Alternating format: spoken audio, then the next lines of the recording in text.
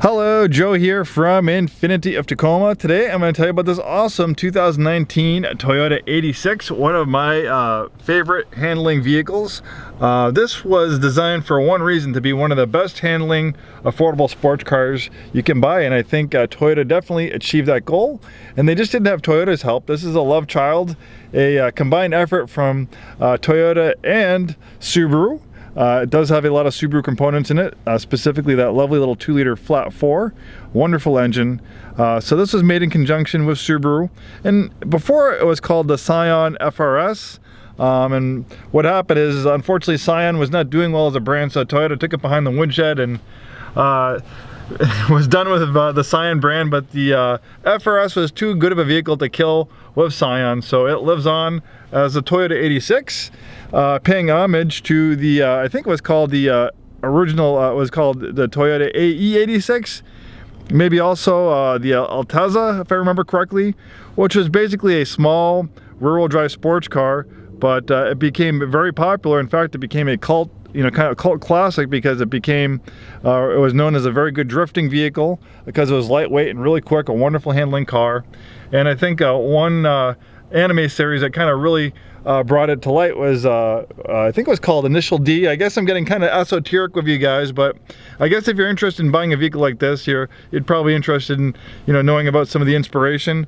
Initial D was a tofu delivery boy, and he drove a old Toyota 86, and it was in this very technical curvy road in mountains in Japan, and this small little hatchback would just annihilate, RX-7s and a lot more high-performance vehicles just because it was so agile.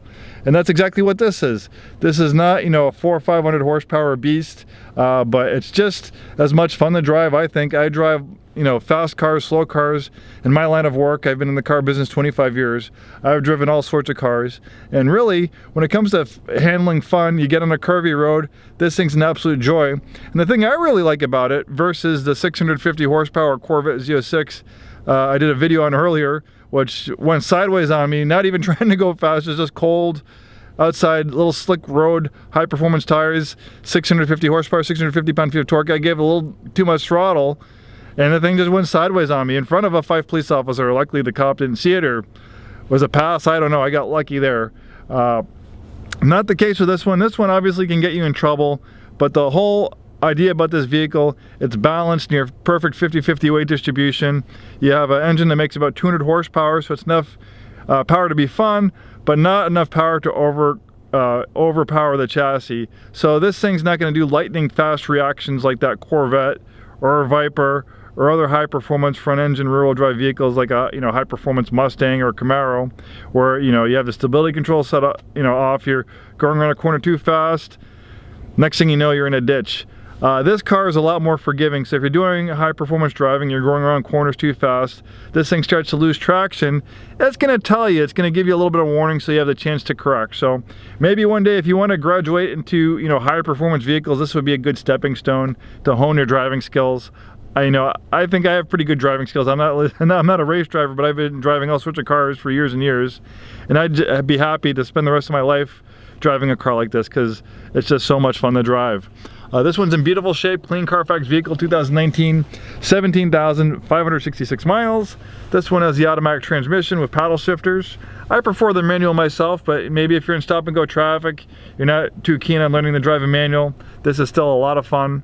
Navigation, we have a parking camera in the rearview mirror. Very simple to business interior. Nice kind of Alcantara synthetic suede cloth on the dashboard. Nice comfortable supportive seats, nice leather up steering wheel, feels wonderful in your hands. Very well put together vehicle, has definitely a quality feel. And you don't have to break the bank, you don't have to get an expensive exotic car to have fun and enjoy driving. This is very attainable price-wise to a lot of people. It's going to be very fuel efficient, and when it comes to repairing it and servicing it, it's not going to be too expensive. I wouldn't anticipate, servicing this, repairing this would be too much more than a Corolla or Camry, versus, you get into a little bit more fancier, expensive cars with turbochargers, superchargers, complex suspension systems, things like that. dual clutch transmissions, it can get more expensive, more complicated. This is nice and simple. And it's a beautiful looking vehicle. I like the nice chiseled lines. They've updated and improved it since it first came out as a Scion FR-S. And it's a great vehicle. They've recently redesigned them, but even the 2019s does not seem dated at all versus the new one. I'm excited to drive and try out the new one. It just came out, so you probably won't find too many ones on the lot yet, but this is a beautiful car that I think I'll be very, very happy with. We have a chip guard paint protection system, which is a clear scratch guard material covering the whole front, protecting it from stone and rock chips. It'll do a great job as the years go along. Usually this retails over $1,000, but obviously it's already on the car, so you're not gonna have to pay for it on this one. Nice clean engine compartment, and look at that awesome flat 4 engine. I'm a Subaru flat 4 fan. My daily driver is an old 02 Subaru Outback Sport, which you know, has DNA related to that little 2-liter flat 4. I love the power characteristics. I love the way they feel, and it has a wonderful design. It's a very unique design where a lot of 4-cylinder engines are inline 4s, where, you know, the cylinders are, you know, vertical. Flat 4s, hence name, are flat, so the cylinders are laid out flat, also called a boxer. They kind of, the cylinders kind of, the pistons point at each other when they go in and out, but because of that nice flat pancake design, it allows for a little bit more of a lower profile on the vehicle, and it also makes it safer in certain aspects because of that flat pancake design.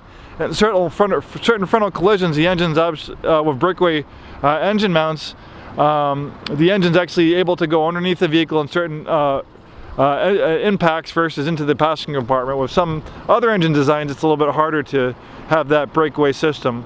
So it's also a safety feature as well. And also that flat 4 design gives it a lower center of gravity, which improves handling, which is definitely important for a vehicle like this, because like I said, this 86 was designed to be one of the, you know, most affordable but best handling fun to drives that you can get for your dollar. And I think Toyota and Subaru definitely achieved their goal. Thanks so much for taking the time today to watch this video. Hopefully we see you soon, and have a wonderful day.